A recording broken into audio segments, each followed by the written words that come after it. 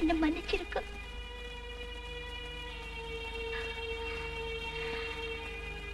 தப்பு உண்மையில இல்லையே, என் மேல தப்பு.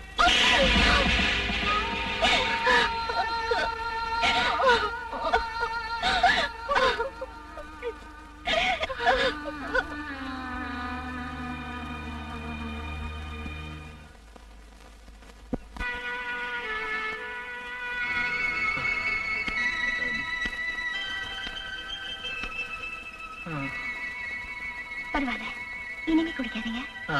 சரி.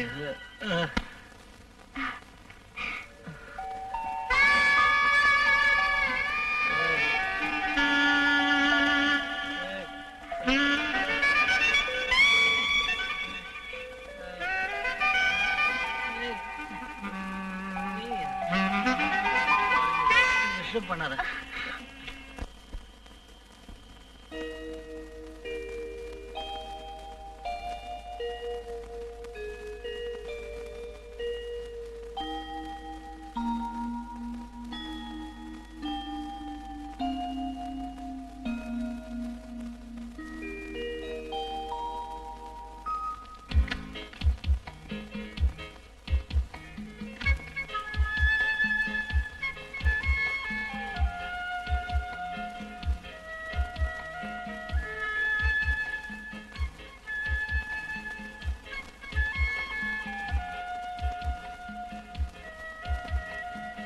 உட்காரு.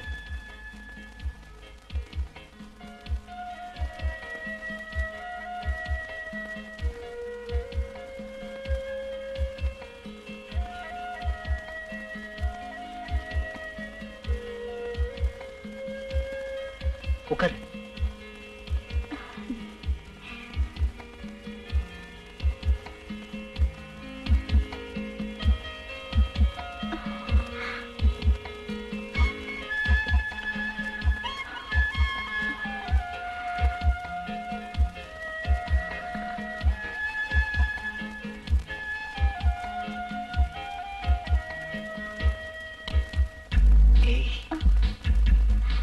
எப்படி கொடு.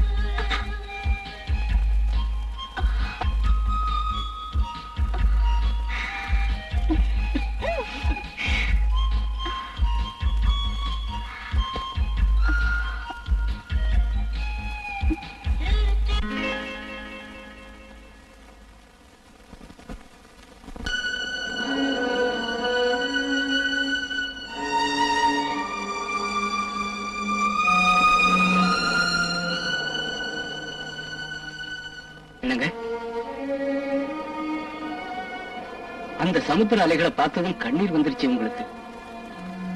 எதனால? ஒரு சில கேள்விகளுக்கு பதில் மனசுக்குள்ளதான் இருக்கும், அத வார்த்தைகளால சொல்ல முடியாது.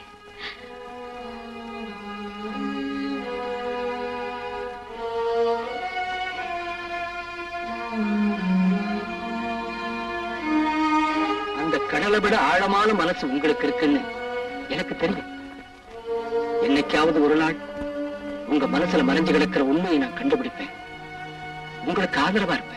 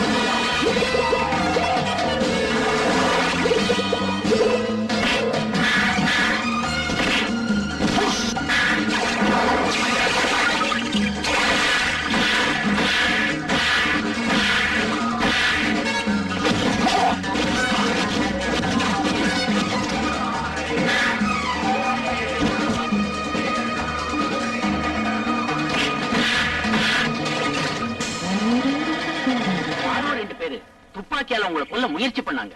அந்த தம்பி பார்க்கலன்னா உங்க உயிர் போயிருக்குங்க. ஆமாங்க, மேல இருந்து உங்களை சுடுற நேரத்துல அந்த பையன் போய் தடுத்தாரு. அவரை நீங்க மறக்க முடியாதுங்க.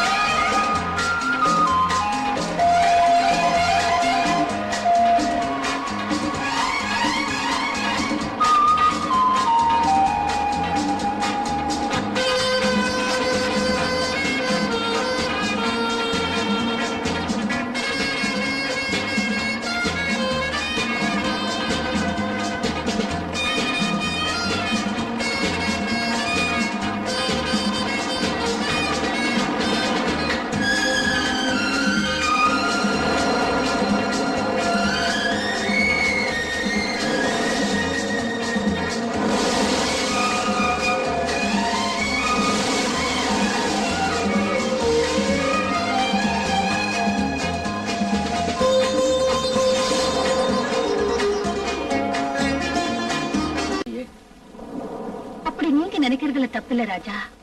ஆனா என் மனசு அதுக்கு ஒத்துக்கல. அதுக்கு காரணம் என்ன ராணி? என் மனசு தப்பு இல்ல, என் வார்த்தை பொய் இல்ல, என் காதலும் பொய் இல்ல. இந்த உலகம் சாட்சியா, கடவுள் சாட்சியா உன்னை மேரேஜ் பண்ணிக்கணும்னு நினைக்கிறேன். அதுக்கு எங்க அம்மாவும் சம்மதிச்சுட்டாங்க. அப்படி இருக்கிறப்ப நீயே வேண்டாங்கிற? இல்ல, என் மேல உனக்கு நம்பிக்கை இல்லையா? அதுவும் இல்லைன்னா என் மேல உனக்கு இஷ்டம் இல்லையா? சொல்லு ராணி. அது இல்ல ராஜா, அது இல்ல. அசுத்தமானவள், சுத்தமான இடத்தை கலங்கப்படுத்த கூடாது. அவள் புனிதமான இடத்தை நெருங்கவும் தகுதி இல்லாதவள். ராணி, என்ன சொல்ற நீ? பாடி போன பூவை பூஜைக்கு எடுக்கலாமா? எச்சில் பழத்தை கடவுளுக்கு படைக்கலாமா? அதே மாதிரிதான் நானும் புனிதமான அன்புக்கு அருகதை இல்லாதவன். நீ சொல்றது ஒண்ணு எனக்கு புரியல. புரியும்படி சொல்லணும்னா காப வெறி பிடிச்சவங்களுக்கு பலியானவல்ல. அதிலும் நான் கொலைகாரி, ஜெயில் தண்டனை அனுபவிச்சு வெளியே வந்திருக்கிற பழைய குற்றவாளி. I can't believe. இதை என்னால் நம்ப முடியலையே.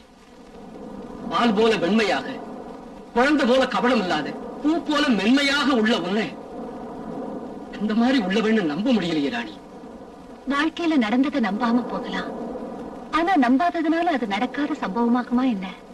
அது சரி ராணி, அது எப்ப நடந்தது, எப்படி நடந்தது? எப்படின்னு கேக்குறீங்களா? கேளுங்க. எனக்கு விஜயபுரம், எந்த கஷ்டமும் இல்லாம வாழக்கூடிய ஆஸ்தியும் ஐஸ்வர்யமும் எங்களுக்கு இருந்தது.